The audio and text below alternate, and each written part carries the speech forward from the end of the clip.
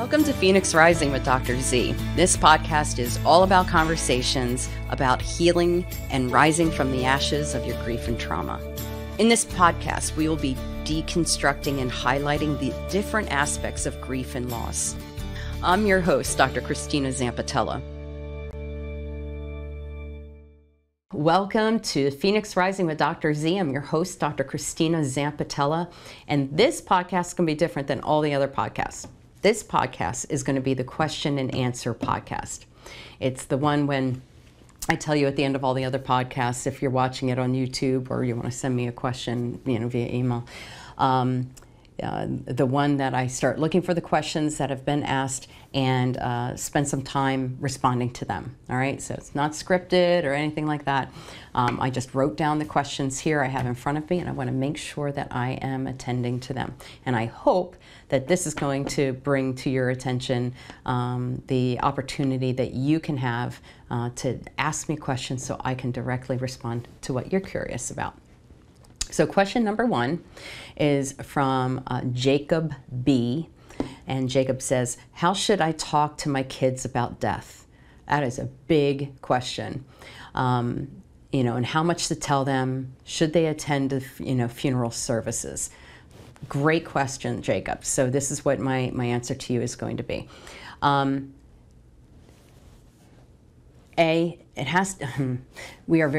a lot of cultural expectations around what children should know, what they shouldn't know, what parents are responsible for, and what they aren't. But in general, hiding death from children does them no favors. We know that if you do talk to a child in an age-appropriate manner, then it does provide them with an opportunity to begin understanding what a mature understanding of what death is. So let me give you an example. You don't want to use euphemisms. In other words, you don't want to say, oh, grandmom's asleep, because you're never going to get that child to be able to go to sleep again. Dad's in the sky riding his motorcycle. This is an actual thing that did happen, a friend of mine. Dad's in the sky riding a motorcycle. So when they put that kid on the plane and he's looking out the window of the plane, he's looking for dad on the motorcycle. You have to be direct. Kids don't have a mature understanding of what death is.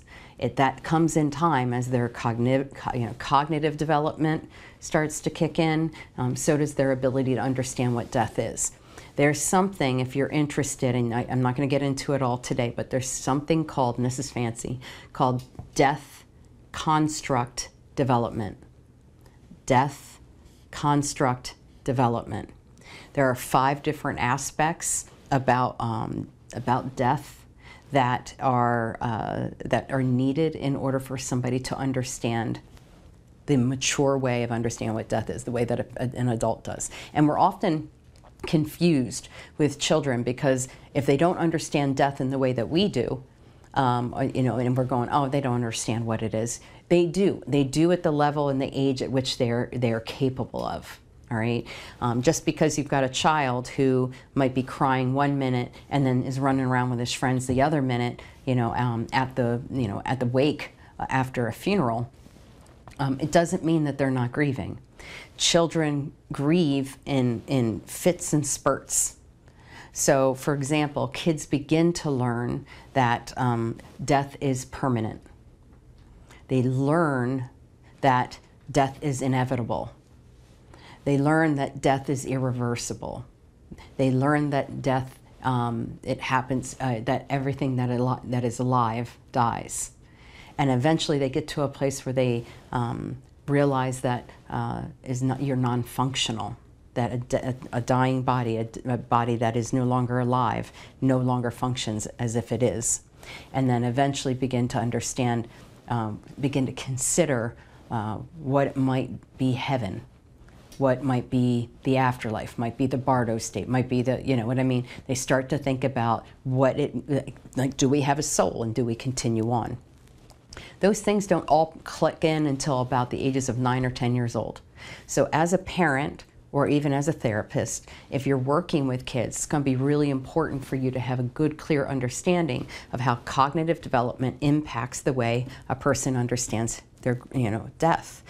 As a result, it changes the way we grieve and the way that we express our grief. Like children really express their grief through play and art and behaviors.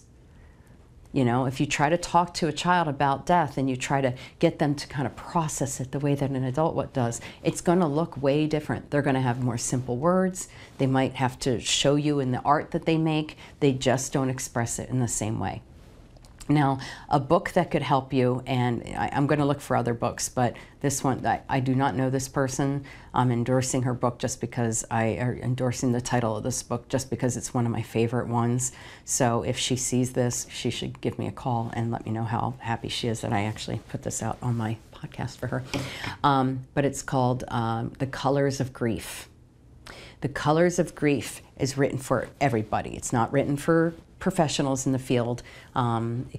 Professionals can certainly use it, but this is meant for everybody. It is a book that breaks down children's developmental stages, how they understand what grief is at that stage, what you're going to witness with that child, and what are some things that you can do that are developmentally appropriate. You know, if you say heaven, you know, grandma's in heaven, and that kid's 5 years old, you might as well be talking about, you know, coals around the corner. They'll say, oh, grandma's in heaven. That's up in the sky. It like truly is somewhere, and it's up in the sky. It's not the way that you understand it as an adult. So that doesn't necessarily mean that that's helpful. But being able to say, grandma, the way that we knew grandma, and the way that she, like the person that that grandma was, where she would talk to you and she would hug you and we would spend time with her. The part of her that made her alive, it's no longer in that body. That body isn't grandma anymore.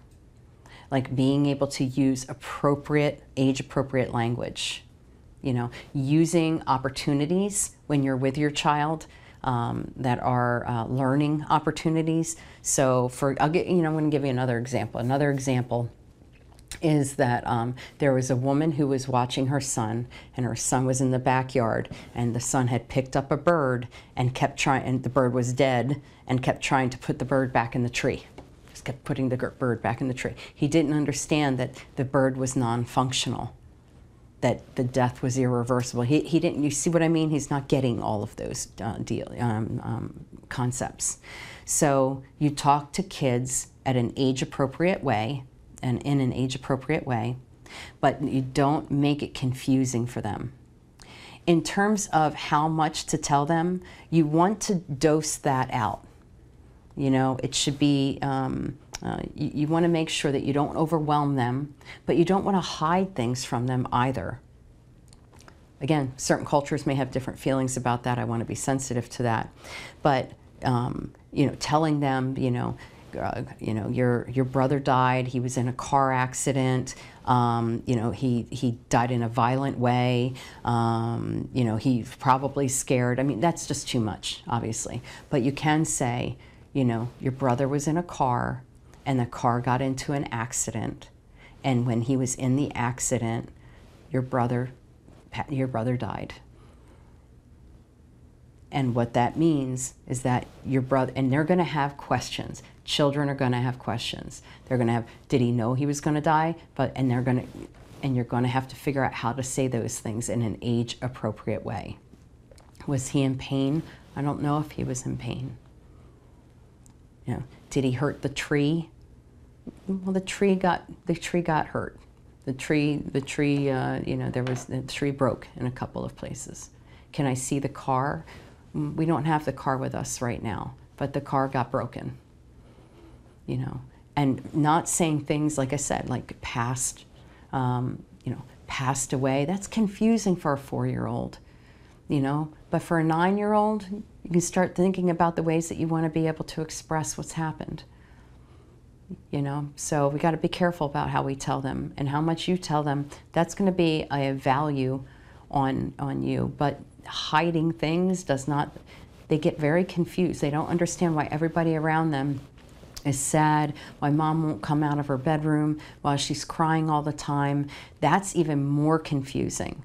giving an opportunity to know that they're allowed to ask questions and they're allowed to have those questions answered without somebody getting angry with them or somebody like decompensating when the question is answered.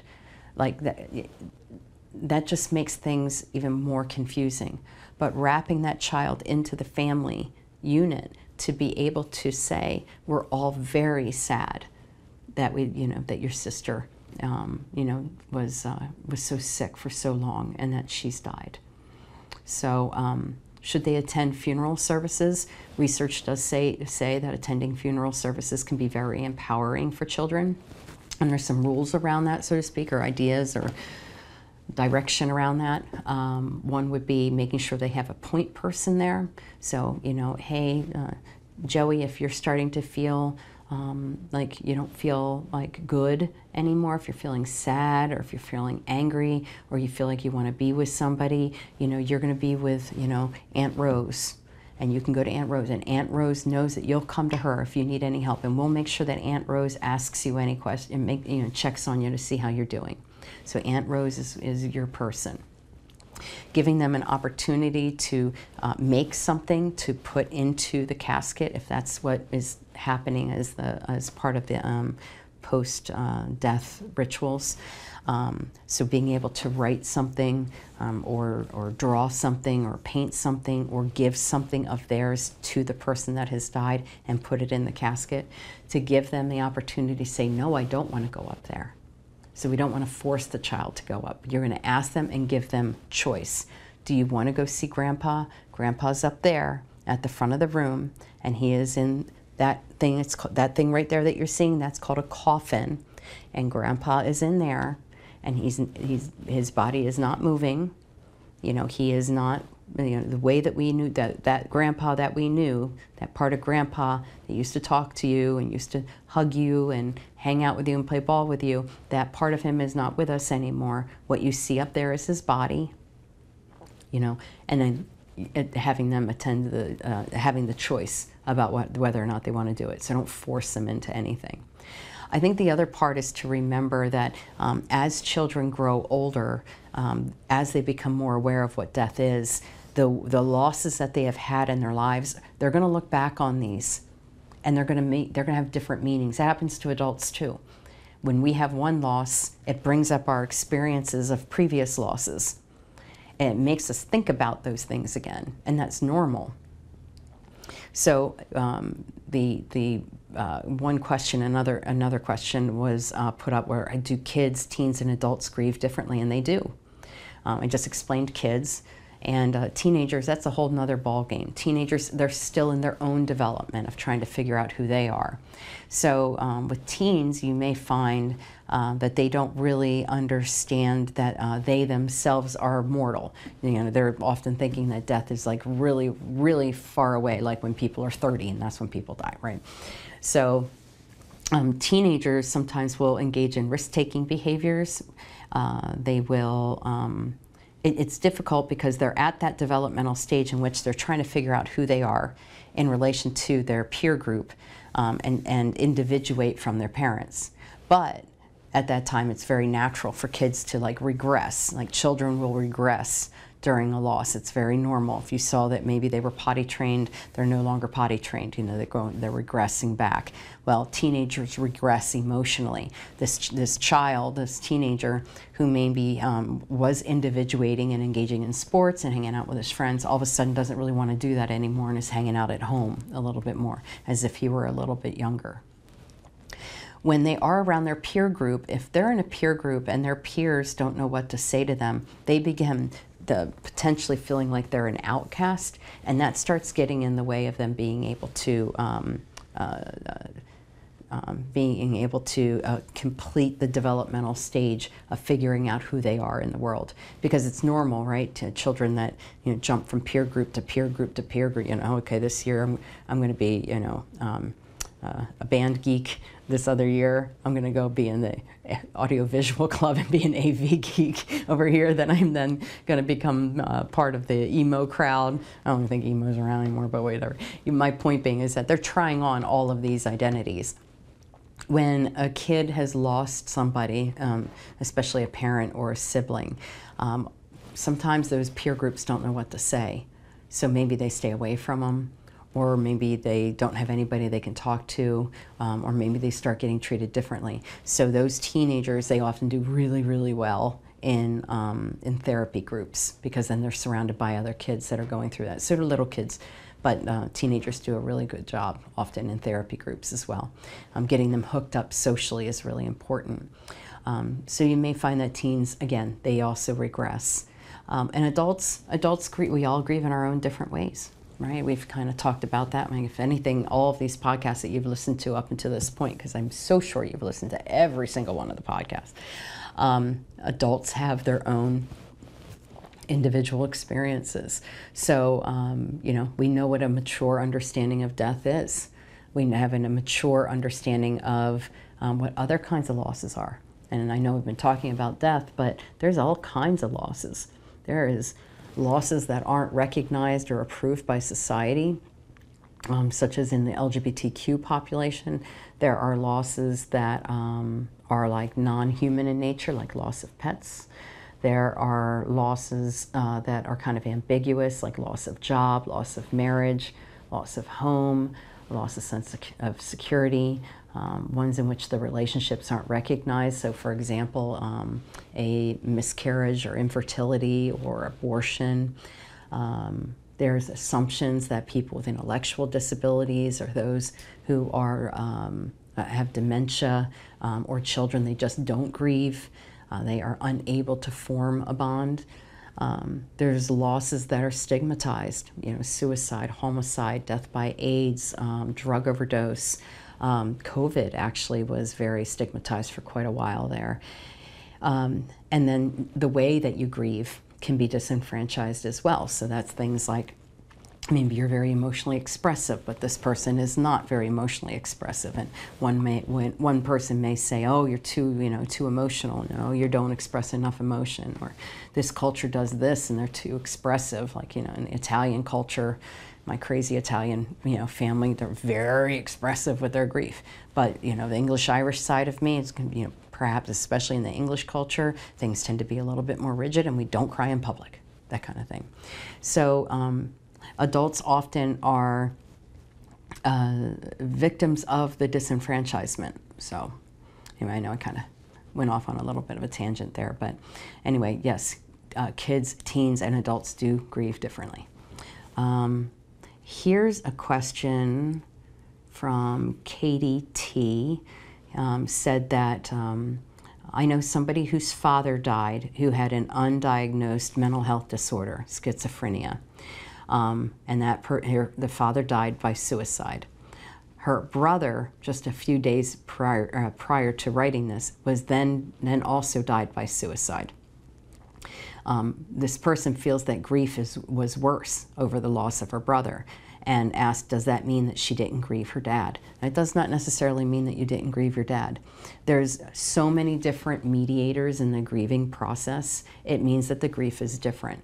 I don't know enough about this person to say you're probably grieving differently because of this, but there are some, things that we do know.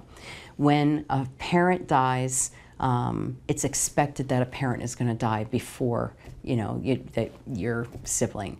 The schizophrenia, the undiagnosed mental health disorder, could have gotten in the way of the attachment to the father. That's another thing I would be thinking about. Another thing I would be thinking about is was there any heads up?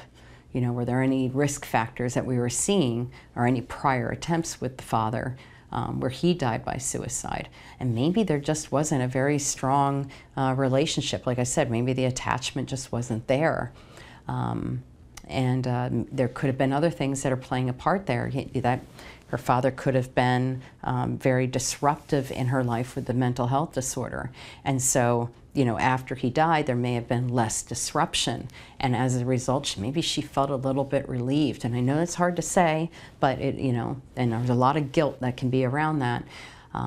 But we also don't know, like, and sometimes this happens, when there's been a period of time after there's been a loss, we can have what we call hindsight bias. So we're looking back and we're not really remembering what it was like to be in that place. Maybe you're further along. I doubt that that means that you didn't grieve. You grieved in a different way for that person. There's way too many things that impact the grieving process and how you're grieving and what you're grieving when you've lost somebody. But it doesn't necessarily, if it feels more intense with the loss of your brother, there might be a lot of reasons for that as well. I know that you share 50% of your genes with that person. You might have had a closer relationship. Maybe it was out of order. You didn't expect, it was more unexpected. Was there previous attempts? Did your brother, he died by suicide. The way that he died by suicide, was it more violent? So a lot of different reasons why it might feel that the grief is quote unquote 10 times worse. So that does not mean that you did not necessarily grieve your dad. It means that there is a different experience of that grieving process, the intensity of it. All right, here's another one from Sarah. And Sarah says, what do we do with kids whose parents died by overdose? And I'm not 100% sure what we mean by what do we do. But if you're talking about whether or not you should disclose that, it's really going to depend on the child's age. One thing you might want to say is that, your dad has died, and it was, he took too many of these drugs, and these are the drugs that he took, and this is, unfortunately, it made his heart stop. And we love him, and it does not mean he's a bad person. It doesn't mean we did anything wrong. It doesn't mean that he was in any way a bad individual, but it does mean that we lost him when we didn't think we were going to lose him. And then how do you help kids? Well, I just got done talking about that at the beginning of our question and answer podcast here. Another question was asked by Marcus about, what about loss of pets? So loss of pets is one of the most disenfranchised losses. You will hear people say, but you can always get another dog. I can't get that dog back. I want that dog back. My 2 cats and my dog are my favorite people in my house. I say that on so many different podcasts. I talk about that. And every single time I have lost a dog, it has absolutely ripped me apart. I have had clients who have come to me due to the loss of a pet, and then, wondering why I must be weird. I shouldn't be this wrapped. I shouldn't be this ripped up over the loss of my dog. Sometimes pets are the only living things that give you the unconditional love that you wish you could get in other parts of your life. There's that terrible joke of, put your wife and your dog in your car for an hour, and then open up in the trunk of the car, and then open up your trunk. Who do you think is going to be happiest to see you? It's definitely not going to be your wife. I can promise you that. So the loss of a pet, who's often a companion that can sense your feelings and can be part of part of your life, and you can turn to it for there's a reason why they have pet therapy, or support, emotional support animals. There is a special resonance we have with our animals. And I don't know about you, any of you cat people out there. I was never a cat person until 2018 when I got one, and now they run my house. It's ridiculous. But if that cat is on my lap and I have to use the bathroom, I will sit there and let that cat be on my lap until I just cannot. It's ridiculous. I haven't figured that out, because if it were my dog, I just know that my dog's going to come right back up. But that cat, it's picky. If I'm on your lap, man, it's special time. I don't understand. There's something wrong with me. But there are organizations out there strictly related to helping people who are coming to terms with the loss of a pet. I had one dog who actually was a therapy dog. I took him to a program, and he was trained as a therapy dog. And when he died, it failed to occur to me that my clients were going to be grieving him while I'm grieving him.